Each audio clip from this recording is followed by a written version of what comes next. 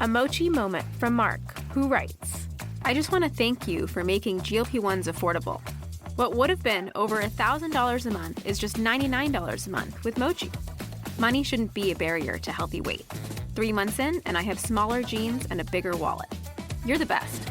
Thanks, Mark. I'm Myra Ahmed, founder of Mochi Health. To find your Mochi moment, visit joinmochi.com. Mark is a Mochi member compensated for his story. A mochi moment from Mark, who writes, I just want to thank you for making GLP-1s affordable. What would have been over $1,000 a month is just $99 a month with Mochi. Money shouldn't be a barrier to healthy weight. 3 months in, and I have smaller jeans and a bigger wallet. You're the best. Thanks, Mark. I'm Myra Ahmed, founder of Mochi Health. To find your Mochi moment, visit joinmochi.com. Mark is a Mochi member compensated for his story. Anything said on Hillbilly Broadcast should be taken only as opinion. Also, the views and opinions expressed by guests of the program that we interview do not necessarily reflect the views of the hosts of Hillbilly Broadcasts or its advertisers. Please remain calm. There is no need for alarm. This space is now being taken over by Hillbilly Broadcast.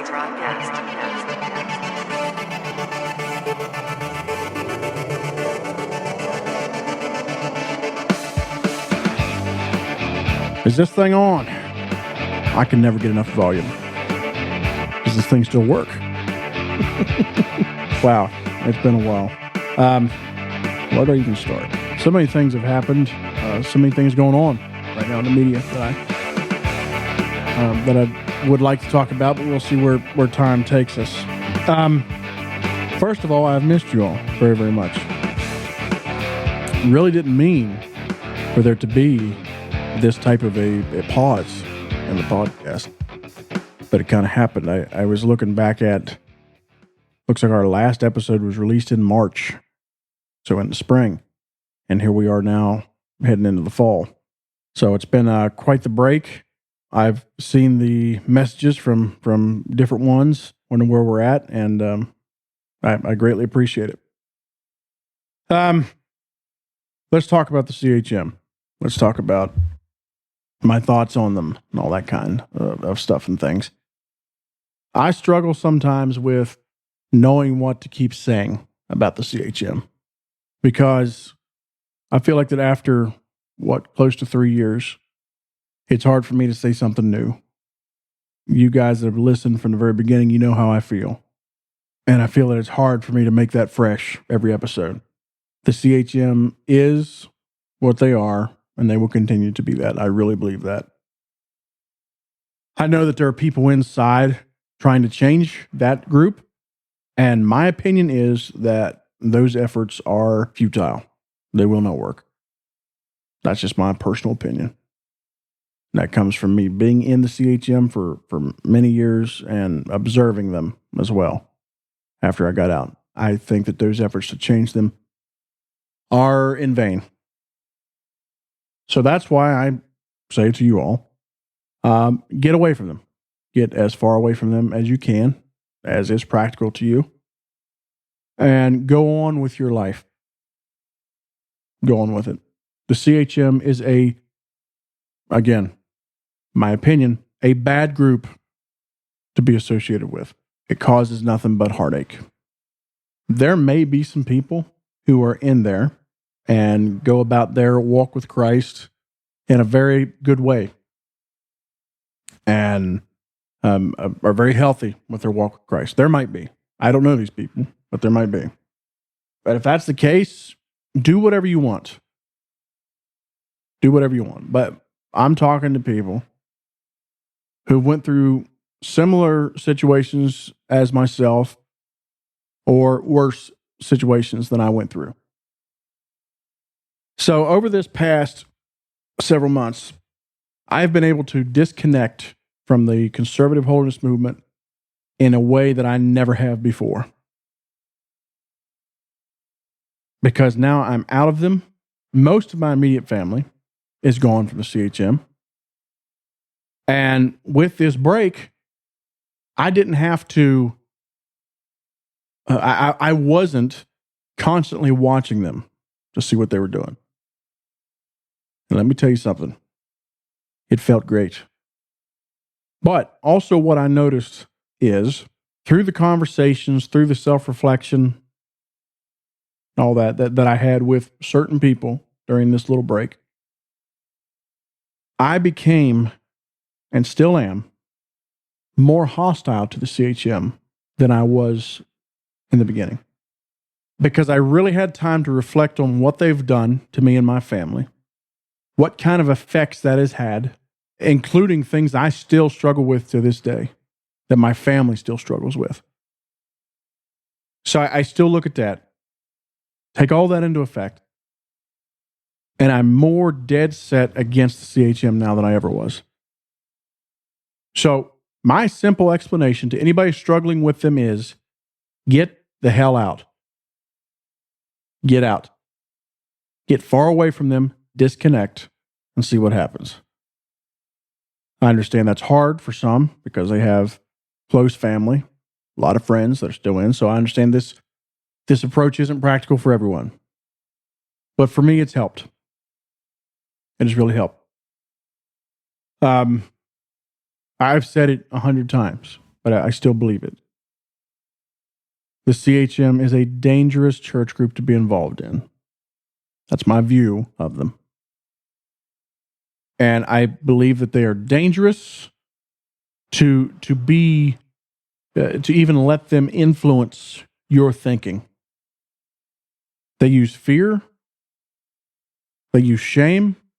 These types of things to make you fit into their mold. So I'm here to tell you now, if you're struggling with it, leave. Disconnect. If you got to cut ties with the CHM, even though they might be close family, if you got to cut those ties for even a week or 2 weeks, I'm talking completely. I say do it. Get yourself that rest. Talk to God. Think about these things. Study the scriptures. Get that distracting garbage out of your mind. Because that's what the CHM is. It's a dumpster fire. It's a dumpster fire. So, yeah, that's helped me a lot. I did that. Happy I did it. And yeah, I don't know what the CHM is doing these days. No idea. For a couple of years, I watched their church services hard. Oh, man. And I heard some decent sermons in there, but I also heard some atrocious ones. A lot of them. And yeah, just get out of it. Get out of it. There's more support now than there ever has been from people that are leaving these groups. Get out. Reform your walk with Christ. If you got to talk to somebody, you got to get some therapy, there's no shame in that. Go do it. Rebuild your life.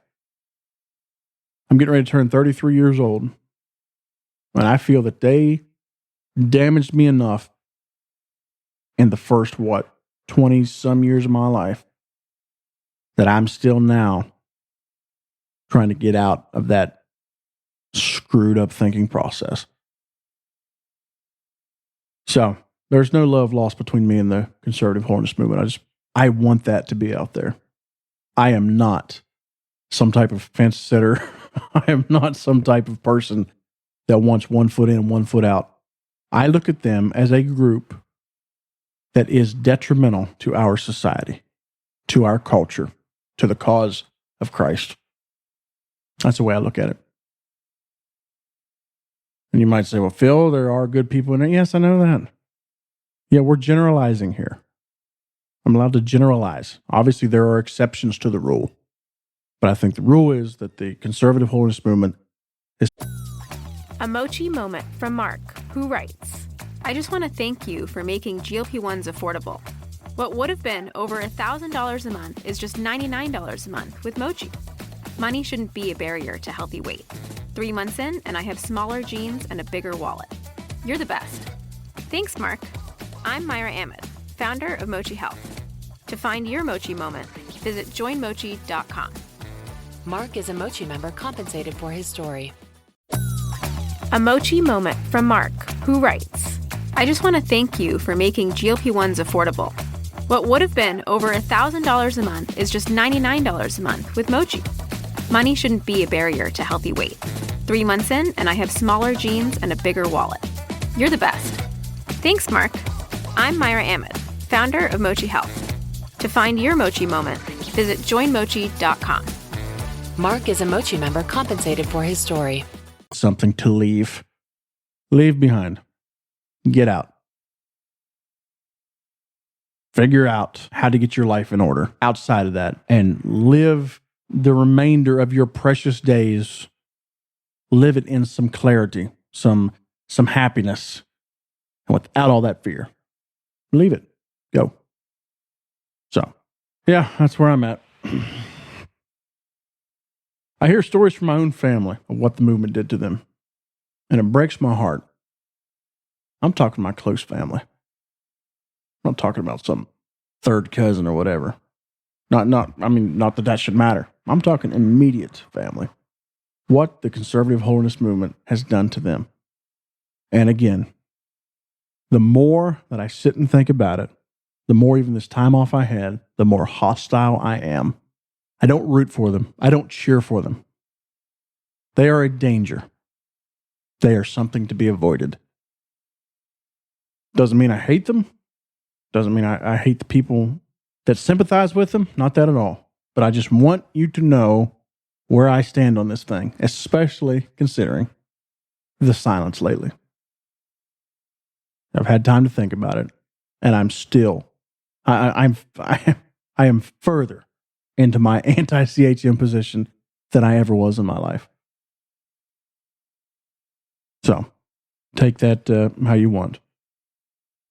I still get angry so many times when I think about the judgmental attitudes that we were subjected to. I can remember, this is something that this sticks with me after all these years. This right here was a formative moment in my childhood and is still stuck with me to the point I still have to fight over this. I was at Clinton Camp one time. I'm sure I know I've told this story on the podcast, but it's been a while. I was at Clinton Camp and I was about maybe 10 or 11, something like that. And I made a joke that Penny Ford from the Victor Trio overheard. And the joke I made was something about beer and pretzels. I don't remember the exact joke right now. But I made that joke. And I can remember Penny Ford coming up to me and telling me how ashamed she was of me for making that joke. And I believe saying how Jesus was ashamed of me. And that stuck with me all of these years. You know, for so long, I tried to be nice, tried to think about, they're probably good people. I'll tell you something. Penny Ford right there put some kind of weight on me that I've had to fight with for the next, 20 years. Shame on you, Penny Ford. Shame on you. And anybody that would uphold that, shame on you. And I'm telling you, from the way it looks, we're not on the same team. If you're doing trash like that, something that can cause somebody to struggle with the very idea that Jesus Christ himself is upset with them because they made a joke, you're spreading that kind of stuff, you're full of crap. You're full of it. I always liked those three too.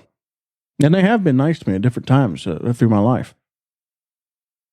But they also, mainly that one, Penny, caused me some of the biggest damage as a child trying to think through my relationship with Christ. It was always, when you think about it, growing up in the CHM, it was always about, how can I please Jesus? He must be crying because I didn't wear the right length of sleeve. Or some complete and total bullshit like that. Shame on you people. Shame on you. I look at something like Clinton Camp, which is where that happened. And I think, The day that place closes up, let's have a celebration. Because what I can remember is it was that kind of stuff all week long. How can I make you feel as a young preteen and then up into a teenager? How can I make you more full of fear so that you will line up to what we believe? Shut her down, boys. Put a Walmart there. It'll do better for the community than that has done. Oh, well. That's the way I feel about it. You know, I have this luxury now, too, which I've had for a while, but I have this luxury to where I never wanted to disappoint my parents. I never wanted to disappoint, my grandparents, stuff like that. Grandparents are dead. Dad's gone. Mom's out of the CHM. So there's no pressure on me to say the right thing. So I'm just going to tell you what I think, what I believe. Screw it. Screw it all.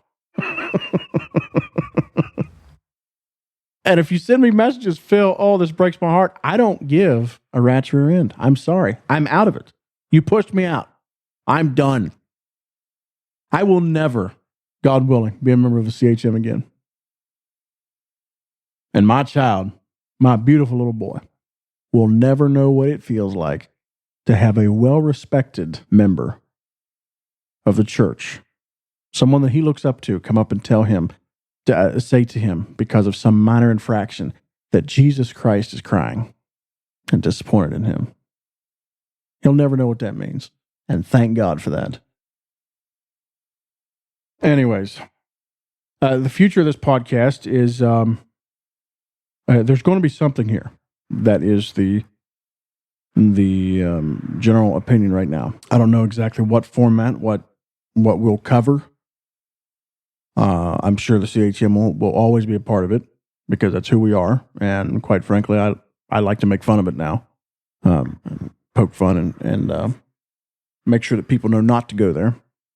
But as far as the regularity and all that, there's a few of us that are having some meetings. There's been there's been a lot of drama in some of the other cast members' lives, and we're figuring out, okay, who's going to be involved and what direction we're going to go, and the frequency and everything.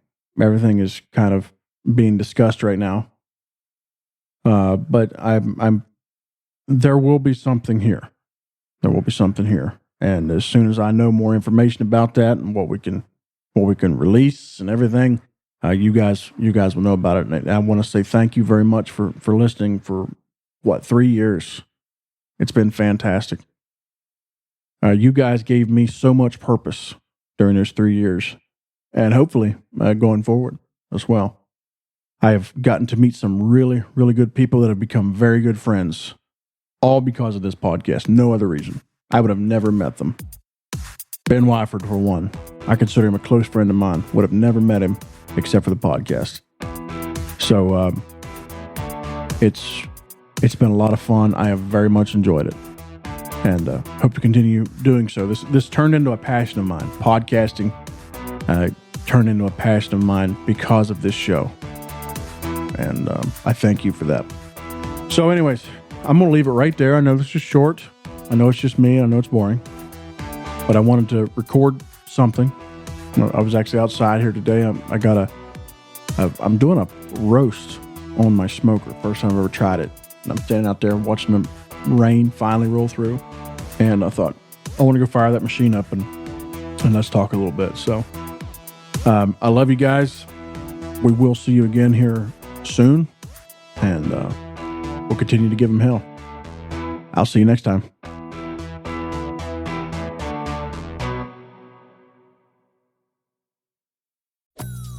A mochi moment from Mark, who writes, I just want to thank you for making GLP-1s affordable.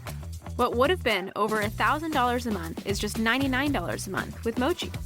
Money shouldn't be a barrier to healthy weight. 3 months in, and I have smaller jeans and a bigger wallet. You're the best.